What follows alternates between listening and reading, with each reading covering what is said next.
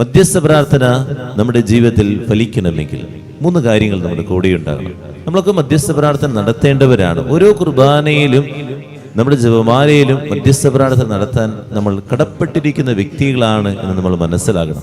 ആദ്യമായി വേദനിക്കുന്നവൻ സ്വന്തമാ എന്ന് കരുതാനുള്ളൊരു മനസ്സുണ്ടാകണം. അതാണ് നമുക്കുണ്ടാകേണ്ടത്. ഈ ശതാധിപൻ കർത്താവിന്റെ സന്നിധിയിലേക്ക് വരുന്നത് ആർക്കു വേണ്ടിയാണ്? ഭൃത്യന് വേണ്ടി. നമ്മൾ മനസ്സിലാക്കണം, ശതാധിപൻ അവന്റെ കീഴിൽ കുറേയേറെ ഭൃത്യന്മാരുണ്ട്. 100ഓളം ഭൃത്യന്മാർ അവന്റെ കീഴിലുണ്ട്.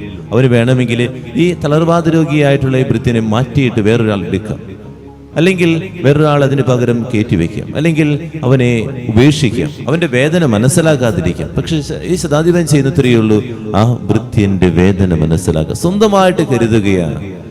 നമ്മുടെയൊക്കെ ജീവിതത്തില് നമ്മുടെ അരികിലൊക്കെ കുറെ പേര് ഒന്ന് പറയും, സ്വന്തമായിട്ട് കരുതുമ്പോഴാ ആ കാര്യങ്ങളൊക്കെ ദൈവസന്നിധിയിലേക്ക് നമ്മൾ കൊണ്ടുവരാൻ പറ്റുള്ളൂ. സ്വന്തമല്ലാത്തതൊന്നും നമ്മളിവിടെ എത്തിക്കാറില്ലല്ലോ. നമ്മളിവിടെ വന്നത് നമ്മുടെ സ്വന്തമായ കാര്യങ്ങൾ, ഭർത്താവ്, ഭാര്യ, മക്കള്, പേരക്കുട്ടികൾ, അവർക്കൊക്കെ വേണ്ടി പ്രാർത്ഥിച്ചു പോകുന്നു. എന്നാ നമ്മൾ പ്രാർത്ഥിക്കാമെന്ന് പറഞ്ഞ ഈ വാക്ക് വെറുതെ ഒരു വാക്കല്ല കേട്ടോ. എത്രയോ പേരുടെ നമ്മളിത് വെറുതെ ഇങ്ങനെ പറഞ്ഞു പോയിട്ടുള്ളത് പ്രാർത്ഥിക്കാട്ടോ. എന്ത് സുഖകരമായ വാക്ക്. പക്ഷേ ഇതിന് നമ്മൾ മനസ്സിലാക്കേണ്ട, സുഖകരമായ വാക്കാണെങ്കിലും കടപ്പാട് കൂടുതലാണ്. നിന്റെ ജീവിതത്തിൽ നീ എത്ര പേരോട് നീ പ്രാർത്ഥിക്കാമെന്ന് പറഞ്ഞിട്ടുണ്ടോ, ആ വ്യക്തികൾക്കൊക്കെ നീ ബലിവേദിയിൽ പ്രാർത്ഥിച്ചില്ലെങ്കിൽ ഉത്തിരിപ്പ് കട ഉണ്ടെന്നുള്ള കാര്യം മനസ്സിലാക്കുക. ഉത്തിരിപ്പ് കട എന്ന് പറയുമ്പോൾ നിങ്ങൾ ചിന്തിക്കും, ഒരു നേർച്ച നേർന്നിട്ടുണ്ട്, ആ നേർച്ച നിറവേറ്റതാണ്. നീ ഇതുപോലെ ഒരു വാക്ക് കൊടുത്തിട്ടുണ്ടെങ്കിൽ, മറ്റുള്ളവരെ വേദന കണ്ടിട്ട് ഇതുവരെ ഈ ബലിവേദിയിൽ നിങ്ങൾ അവരെ ഓർത്തില്ലെങ്കിൽ നീ ഓർക്കുക, നിനക്കൊരു കടമുണ്ട് കർത്താവിന്റെ സന്നിധിയിൽ. കാരണം നീ ഒരു വാക്ക് കൊടുത്തേക്കുന്നതാണ്.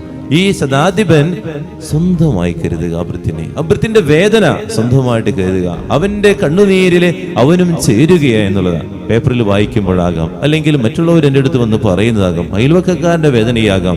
അയ്യോ എന്ന് പറഞ്ഞ് ഒരു ആശ്ചര്യം ഇട്ടുകൊണ്ട് അവസാനിപ്പിക്കുന്നതല്ല. ദൈവസന്നിധിയിൽ കരങ്ങൾ കൂപ്പി നിൽക്കുന്ന സമയത്ത് അവരെയൊക്കെ ഒന്ന് കൊണ്ടുവന്ന് നോക്കിയേ. അപ്പൊ സ്വപ്നമൊന്നും ഉണ്ടാവില്ലെന്നേ. ഈ കുർബാനയൊന്നും പല വിചാരത്തോടെ പോകില്ല.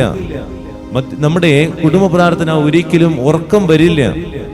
നമുക്ക് വീണ്ടും വീണ്ടും ഇങ്ങനെ കുറെ ചെല്ലാൻ തോന്നും. നമുക്ക് ഉറക്കം വരുന്നത് എപ്പോഴാണെന്ന് അറിയാമോ? ഒന്നും പ്രാർത്ഥിക്കാത്ത സമയത്താണ്. നിങ്ങൾ ചിന്തിച്ചു നോക്കിയോ, കുറേയേറെ നിയോഗങ്ങളുള്ള വ്യക്തി ഇവിടെ വന്നു കഴിയുമ്പോൾ, അല്ലെങ്കിൽ എൻ്റെ കുടുംബത്തിൽ എൻ്റെ മോള് വേദനിച്ച് അപകടം പറ്റി കിടക്കുകയാണെങ്കിൽ നിനക്ക് ഉറക്കം വരുമോ? ആർക്കെങ്കിലും ഉറക്കം വരുമോ? ആർക്കെങ്കിലും ഈ പ്രാർത്ഥന അല്ലെങ്കിൽ ഈ വിശുദ്ധ കുർബാന ഒരു അലസമായിട്ട് തോന്നുമോ? ഒരിക്കലും തോന്നില്ല.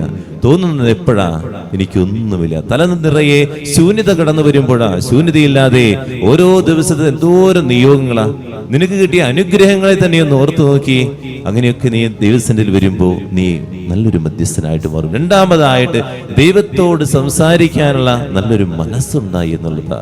ഈ ശതാധിപൻ ദൈവസന്നിധിയിലേക്ക് കടന്നു വന്ന് ആ വ്യക്തിയെ കുറിച്ച് ദൈവത്തോട് സംസാരിച്ചു എന്നുള്ളതാണ്. ദൈവത്തോട് സംസാരിക്കുമ്പോൾ, നീ ദൈവത്തോട് സംസാരിച്ചു കൊണ്ടിരിക്കുമ്പോൾ മറ്റുള്ളവരെയും കൂടി ആ വർത്തമാനത്തിലേക്ക് കൊണ്ടുവരാനുള്ളൊരു മനസ്സുണ്ടാകട്ടെ എന്നുള്ളതാണ്. മൂന്നാമതായിട്ട് ആഴമേറിയ വിശ്വാസമുള്ള വ്യക്തിയായിരുന്നു ഈ ശതാധിപൻ എന്നുള്ളതാണ്. ആഴമേറിയ വിശ്വാസം ആ വ്യക്തികൾക്ക് മാത്രമാണ് അങ്ങനെ ചെയ്യാൻ പറ്റുള്ളൂ. നീ ഒരു വാക്കുച്ചരിച്ചാൽ മതി, എന്റെ ഭൃത്യൻ സുഖപ്പെടുമെന്ന് ഈ ശതാധിപൻ പറയുന്നു. അതൊരു ആഴമേറിയ വിശ്വാസം. അതുകൊണ്ടാണ് യേശു പറഞ്ഞത്, ഇസ്രായേൽ പോലും ഇതുപോലെ ഒരു വിശ്വാസം ഞാൻ കണ്ടിട്ടില്ല. എത്ര നാളുകളായി ഈ കുർബാന അർപ്പിച്ചുകൊണ്ടിരിക്കുന്നു. നിന്നെ കുറിച്ച്, നമ്മളെ കുറിച്ച്, നമ്മൾ ഓരോരുത്തരെ കുറിച്ച് കർത്താവ് പറയോ, ഇന്ന് മോളെ, മോനെ, നിന്റെ കുർബാന കണ്ടിട്ട് ഇതുപോലൊരു ക്രിസ്ത്യാനി കുർബാന അർക്കുന്നത് ഞാൻ കണ്ടിട്ടില്ല.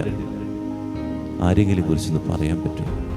ഇതുപോലൊരു ക്രിസ്ത്യാനി കുർബാന അർക്കുന്നത് ഞാൻ കണ്ടിട്ടില്ല. ഇതുപോലൊരു സമർപ്പിത കുർബാന അർപ്പിക്കുന്നത് കണ്ടിട്ടില്ല. ഇതുപോലൊരു അച്ഛൻ കുർബാന അർപ്പിക്കുന്നത് കണ്ടിട്ടില്ല. നമ്മളെ കുറിച്ച് പറയാ. ചിന്തിച്ചു നോക്കും. എപ്പോഴെങ്കിലും മരിക്കുന്ന ശ്വാസം വിട്ടുപോകുന്നതിന് മുമ്പെങ്കിലും എപ്പോഴെങ്കിലും പല വിചാരമില്ലാതെ അല്ലെങ്കിൽ സ്വപ്നങ്ങളില്ലാതെ മനസ്സ് തുറന്ന് ആത്മാർത്ഥമായിട്ടൊന്നൊരു കുർബാന അർപ്പിക്കാൻ പറ്റിയിട്ട് വേണം നമുക്ക് പോകാൻ. അല്ലെങ്കിൽ അവസാനത്തെ ഒരു പ്രാർത്ഥനയുണ്ട്, ദേവാലയത്തിനോട് വിട പറയുന്ന പ്രാർത്ഥനയുണ്ട്. ആ പ്രാർത്ഥന ഫലിക്കാതെ വരും. ആ പ്രാർത്ഥന എന്താണെന്ന് ഏതെങ്കിലും മരണസംസ്കാരത്തിന് പോകുമ്പോൾ, ശവസംസ്കാരത്തിന് പോകുമ്പോൾ നിങ്ങൾ കേൾക്കുക. ദേവാലയത്തിനോട് യാത്ര പറയുന്നൊരു പ്രാർത്ഥനയുണ്ട്. മധ്യസ്ഥ പ്രാർത്ഥന ഫലിക്കാൻ ഈ 3 കാര്യങ്ങൾ ഉണ്ടാകട്ടെ. ദൈവം നിങ്ങളെ അനുഗ്രഹിക്കട്ടെ.